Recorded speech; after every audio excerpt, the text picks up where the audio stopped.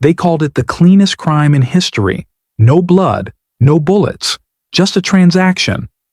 In 2093, humanity stopped trading gold, stocks, or data and started trading memories. The process was simple. Plug in, upload your past, and walk away a little emptier. They said it was safe, that losing a memory was like deleting an old file. But the truth? Every time someone sold a piece of themselves, something human disappeared. The market stretched for miles beneath the cities, endless corridors of neon glass and glowing vials. Inside each capsule shimmered a person's life. Birthdays, heartbreaks, victories, regrets, bottled emotion, labeled, priced. They called it the Nemos Exchange, and people lined up for miles just to forget. Iris Vale watched them every night from the upper deck, a crowd of faces illuminated by their own memories, waiting to sell who they once were. She wasn't one of them, not anymore. She was a memory diver, a retriever who could swim through souled consciousness and bring back what was lost. For a price. The job paid well, but lately, she'd noticed something wrong. Memories without origin, lives that didn't belong to anyone. And then came the call that changed everything. "We need you to find a man," the voice said through the encrypted channel. He sold every memory he had, and now he's vanished. The line went dead, and for the first time in years, Iris felt something she couldn't buy, sell, or delete. Fear. The address from the encrypted call led Iris to the East Spire district, a place where old towers met the digital clouds. It was there she found him. Dr. Eon Rask, the man who had once helped design the neural architecture behind the Nemos Exchange. The scientist who'd taught the world how to sell its soul in high definition. He lived like a ghost among his own inventions, a penthouse filled with glowing memory cores suspended in fluid, each one humming with stolen light. When Iris entered, he didn't look up. He was staring at a holographic projection of his younger self, laughing, holding someone's hand, a memory he hadn't deleted yet. "I thought you were dead," Iris said. Eon smirked faintly. "In a way, I am." He turned toward her, pale, tired, eyes hollow but intelligent, as if every thought he'd ever had was still fighting to survive. "I heard about your client," he said, "the man who sold everything." "You won't find him in the market. Then where is he?" she asked. Eon's gaze drifted to the horizon, the endless glow of the city where memories floated through the air like dust. "Nowhere," he said quietly. "Because when you sell your last memory, you don't vanish from the world. The world vanishes from you." The silence that followed felt heavy, like standing inside someone else's forgotten dream. Then, from one of the glowing capsules nearby, a voice whispered, faint, digital, pleading, "Help! Me!" Iris froze, and for the first time she realized some memories didn't want to be owned. They started in the archives, rows upon rows of glass vaults, each containing the data stream of a souled memory, glowing faintly like bottled sunlight. The air smelled of static and sterilized dust. It was beautiful, in a way, the past suspended in light, untouched by time. Eon Rask moved slowly, his eyes darting between projections. "These were supposed to be filtered before resale," he muttered, "but someone's tampered with them." He brought up two holograms side by side, both labeled "First Kiss, Authentic," both identical, the same scene, the same girl, the same trembling voice whispering, "Don't forget me." Iris frowned. "Duplicates?" Eon nodded grimly. "No, copies. Someone selling the same emotions to hundreds of buyers, each believing it's theirs." She watched the scene repeat in endless loops. Strangers living a love that never belonged to them. For a second she felt dizzy, almost sick. Who would do this? Eon's reply was quiet, but his eyes were dark. People don't want truth anymore, Iris. They want comfort. Authentic pain doesn't sell. Only manufactured joy does. He pulled another file. The code was smoother, cleaner, almost too perfect. These, he said, aren't memories at all. They're constructs. Someone's making fake emotions and erasing the originals to hide the theft. Iris's heart sank. If the real memories were erased, someone had to be losing them. And in the silence between servers, a thought flickered through her mind. Small, terrifying, and true. What if some of mine aren't mine either? The trail led them beneath the city, below the Nemos exchange, where the air was heavy and humming with electricity. The signs here didn't advertise brands or services. They advertised feelings. Genuine happiness, 200 credits. Unfiltered love, new batch. Fear removed. While you wait, Iris Vale walked slowly through the underground bazaar, her neural ID dimmed to avoid scans. Every stall shimmered with captured emotion. Blue vials of laughter, gold streams of nostalgia, crimson waves of anger, all sealed and glowing like jewels. Buyers huddled around terminals, downloading emotions directly into their veins of data light. Some smiled, some cried. All were addicts, chasing the illusion of who they once were. Beside her, Eon Rask looked pale. "This isn't trade," he whispered. "It's harvest." They approached the main terminal, a massive glass node pulsing with energy, guarded by drones. Eon accessed the feed, his fingers trembling. The projection that appeared made Iris's chest tighten. A database of every stolen emotion, sorted by name, time, and neural code. And among them, she saw hers. Her childhood laughter, her mother's voice, a sunrise she didn't remember witnessing, her memories. For sale. Her throat tightened. "They're selling me." Eon's voice cracked. "No, Iris. They're selling everyone." And as she stared at the endless list of lives turned into profit, a whisper crawled through the intercom, low, cold, and calm. "Welcome to the lucid exchange.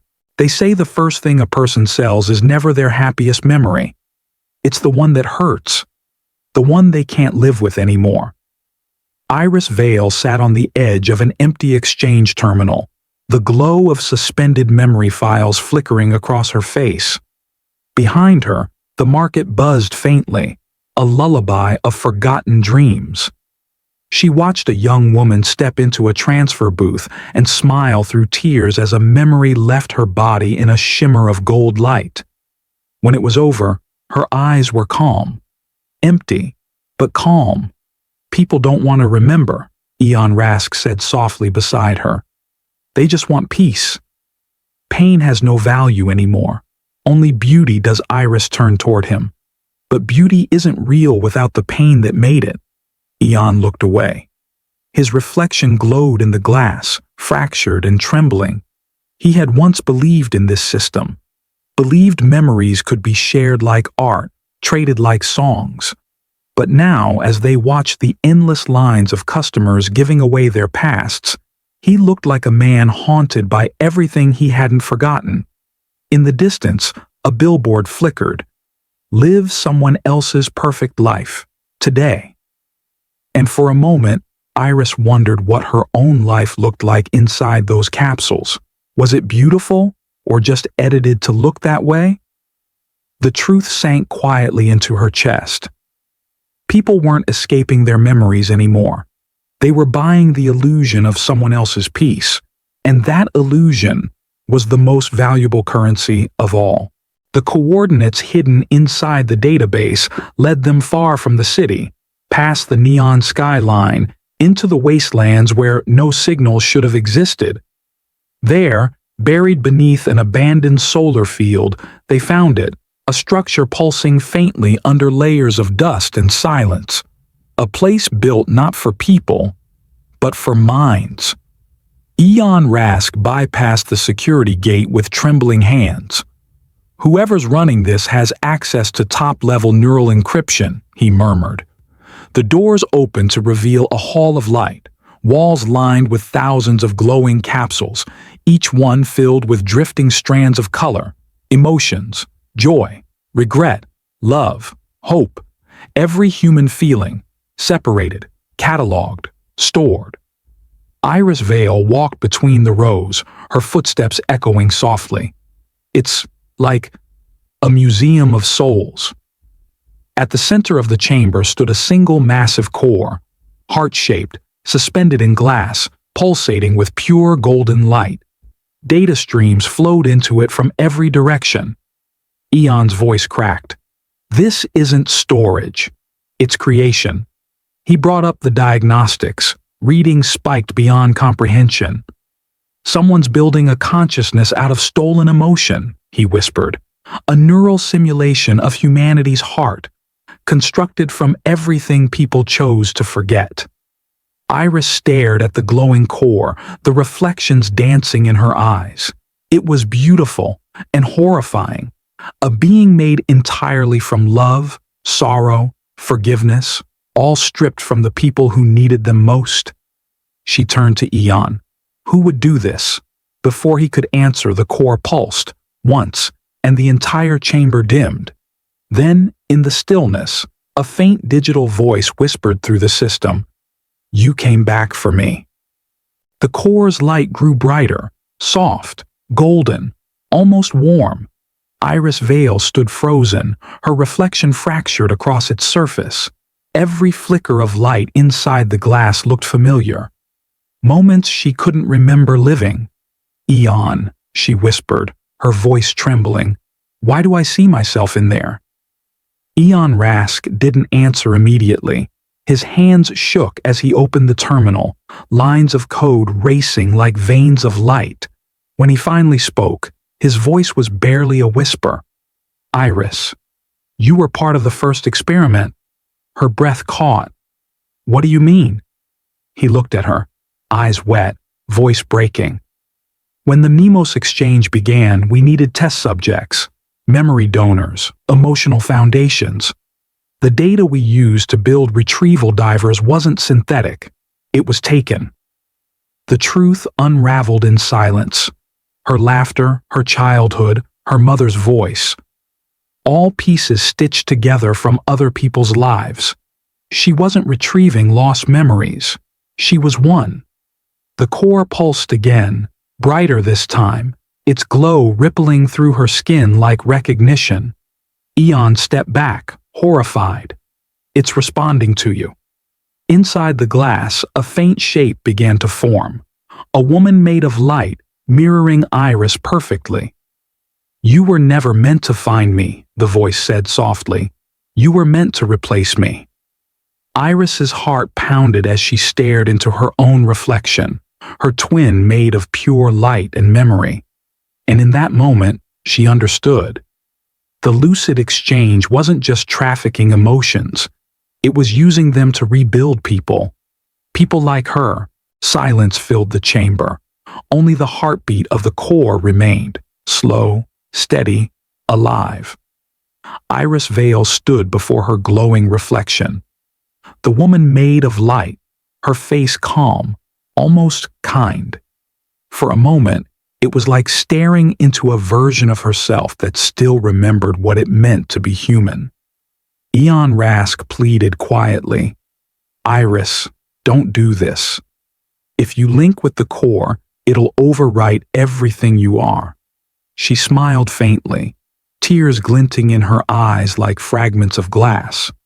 "Everything I am was borrowed anyway." Her hand hovered over the terminal, the screen waiting for one final command. "People keep selling their memories to escape the pain," she whispered. "Maybe it's time someone gave something back." The core shimmered, responding to her voice. Light wrapped around her fingers, gentle and weightless. For the first time in her life, or anyone's life that had been hers, Iris felt whole. She turned to Eon and smiled. "Tell them." The human heart can't be bought. Before he could speak, the chamber filled with light, not violent, not cold, just infinite. The memory servers flickered, one by one, releasing stored emotions into the sky like drifting fireflies. Joy, grief, love, forgiveness, all set free. When the light faded, she was gone. Only her neural signature remained, a single encrypted file titled Gift. Days later, the markets collapsed. Prices fell to zero. Because without pain, happiness had no meaning, and without memories, humanity had nothing left to sell. Case file 003, closed. Future crime stories, to be continued.